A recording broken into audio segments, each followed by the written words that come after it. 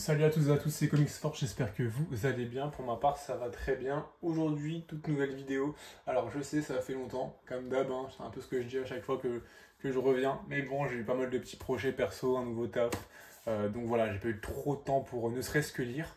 Mais là, depuis 2-3 semaines, je m'y remets pas mal. Et écoutez, écoute, je reviens avec une petite vidéo achat. On va continuer tout de suite. Enfin, on va commencer tout de suite, du moins. Allez, on va commencer par ça. On va commencer par les soft covers. Je vais tout mettre là. J'en ai pas mal. Je pense que si vous me suivez sur la chaîne, vous savez que je suis quelqu'un qui consomme pas mal de soft cover. C'est un format qui me plaît. Anciennement le kiosque, maintenant le soft cover. C'est un format où pour 16 euros, vous avez 160 pages et vous avez plusieurs séries. Le premier dont on va parler, c'est le Ultimate, qui est sorti en avril. Ouais, qui a dû sortir à peu près le 2 avril ou un truc comme ça. Et on a le prochain qui sort le 4 juin, donc c'est un tous les 2 mois. Voilà, c'est toujours le petit bimestriel. Là, on est du tome numéro 4. À l'intérieur, qu'est-ce qu'on retrouve? On retrouve du Ultimate Spider-Man, donc 2 numéros. Black Panther, 1 numéro. Ultimate X-Men, 2 numéros. Et Ultimate Avengers, on va dire, 2 numéros.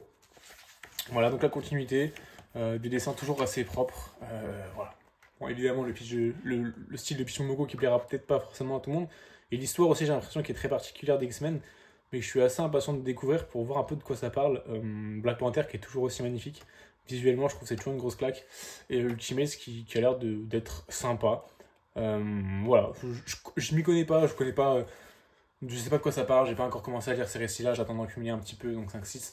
Et après, je commencerai à les lire. Ce que j'attends aussi, c'est que je sais qu'il y a il y a un event Ultimate en VO. Je sais qu'il y a Wolverine qui a l'air d'être assez lourd. Donc ça viendra sûrement s'ajouter à ce soft cover. Donc on lira ça en tout cas.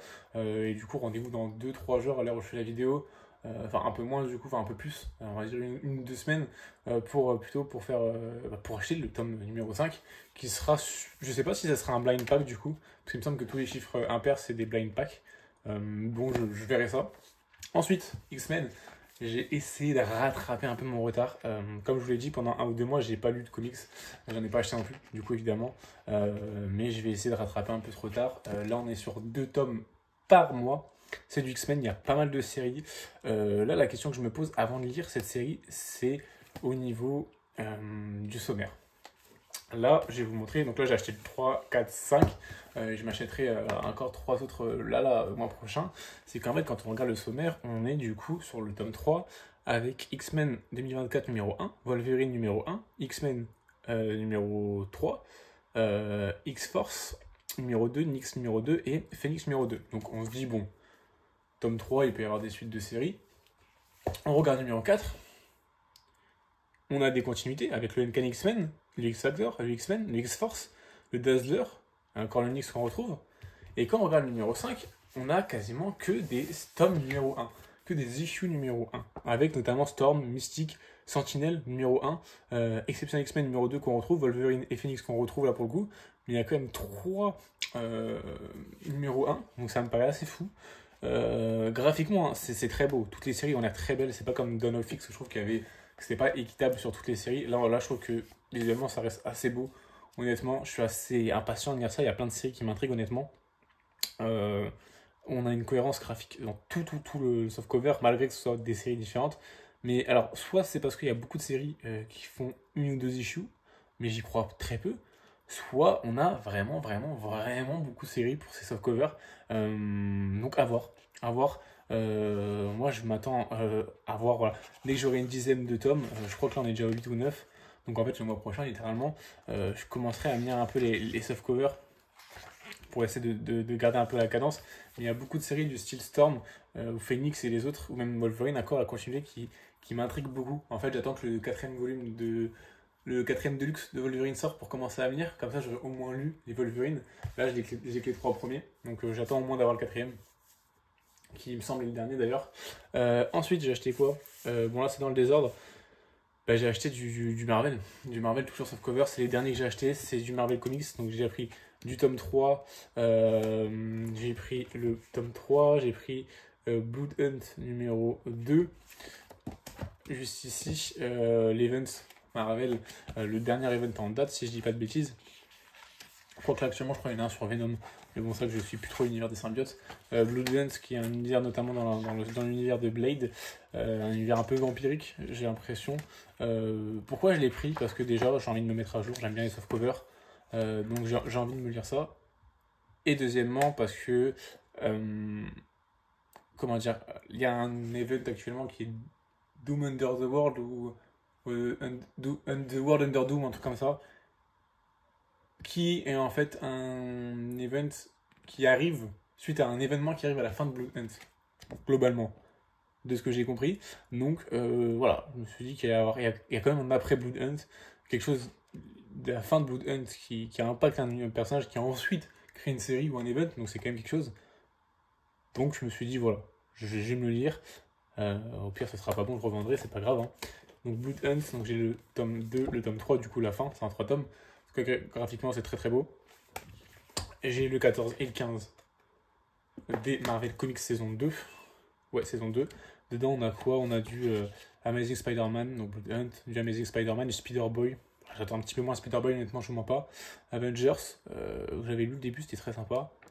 Invincible Iron Man, que je ne connais absolument pas pour le coup. Et dans le 14, on a quoi? Globalement la même chose, je suppose. Ouais. Non, on a Superior Spider-Man en plus. Et du Thor, évidemment, aussi. Ouais. Donc ça, pour le coup, c'est deux séries qui sont... Alors, Superior Spider-Man, pourquoi pas.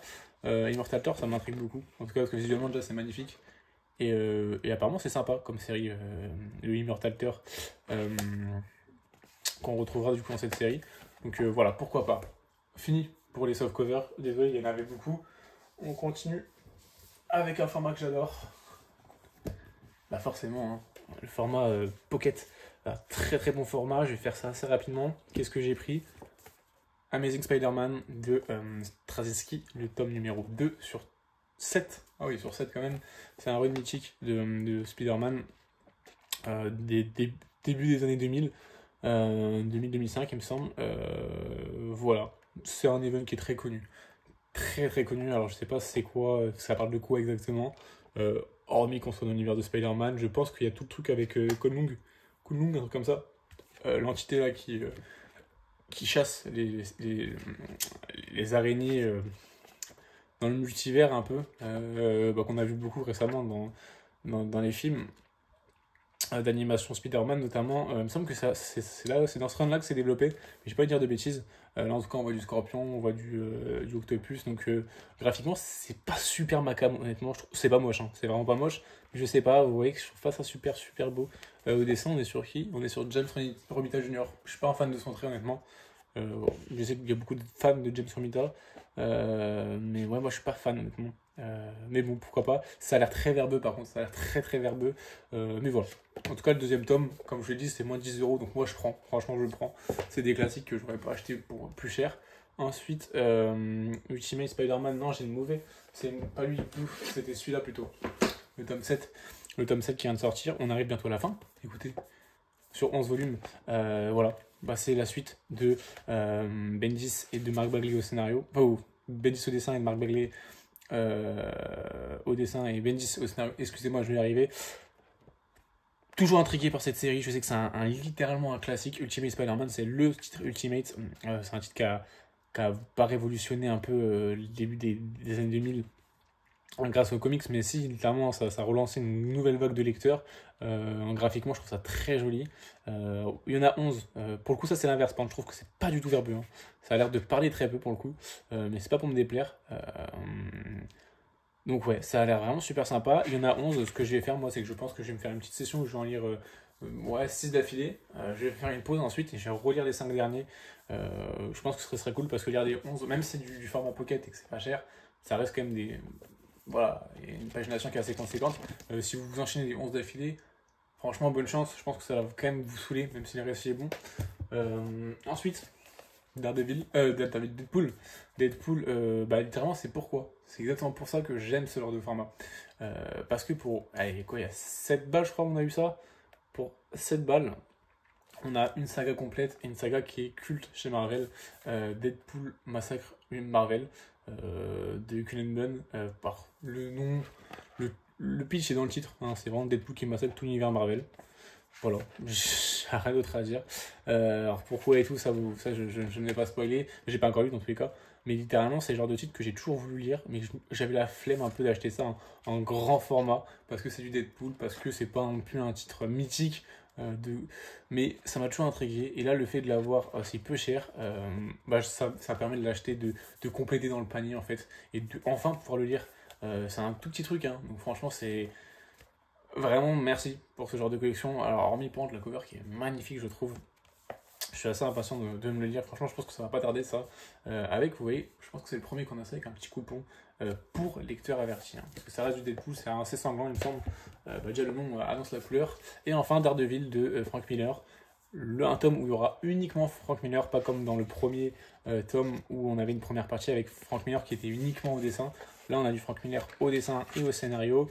Avec, comme je l'ai dit, c'était le premier titre vintage de la collection Marvel Pocket, qui rend globalement, je trouve, visuellement assez bien, hein, qui est pas dégueu, parce qu'on est sur du petit format, donc petit format plus vintage. Franchement, moi j'avais vraiment peur de me dire, bah, ça va être imbuvable, déjà que le vintage c'est pas forcément buvable de base. C'est en plus un petit format, franchement, bonne chance. Mais globalement, ça va. Alors je pense qu'il y aura certaines pages qui vont être dures, mais globalement, ça a l'air d'aller. Donc ouais, on va du Electra. Je l'ai pris surtout parce que c'est du Daredevil et que c'est un titre qui est mythique, Daredevil de Miller. Bon là il y a une scène vraiment que vous connaissez surtout tous. Alors c'est pas un spoil, hein, je pense que tout le monde connaît, mais ouais c'est un run qui est mythique et j'avais envie de me le lire. Et de une c'est Daredevil, de deux c'est comme j'ai dit un run mythique, donc forcément et surtout, encore une fois petit format, ça sera rempli en 3 tomes, donc il n'y aura plus qu'un seul après celui-là. Et en fait vous avez l'équivalent de 1 ou 2 omnibus, je sais plus. C'est super parce que c'est pas cher en fait. Et même si on n'aime pas, on peut se tromper avec ce genre de collection. On peut acheter ce tome là, se dire j'ai pas aimé, mais c'est pas grave parce que j'ai dépensé moins de 20 € pour une saga en fait. Et c'est ça, c'est là où ça fait vraiment son charme et où je trouve que la série est superbe. Et ça permet de lire un peu de vintage. Voilà. Ensuite, on passe au seul titre d'ici de la vidéo, Titans, Dawn of Titans, tome 3. J'ai dit que j'étais de retour et que je le relisais beaucoup. Vous aurez des vidéos sur les Dawn of. J'ai lu Dawn of Superman.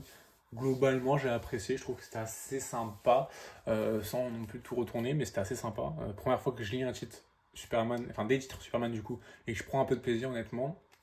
Green Lantern, que je suis en train de me lire, qui est une claque. Voilà, je vous le dis honnêtement, ça fait longtemps que j'ai pas autant kiffé devant un récit.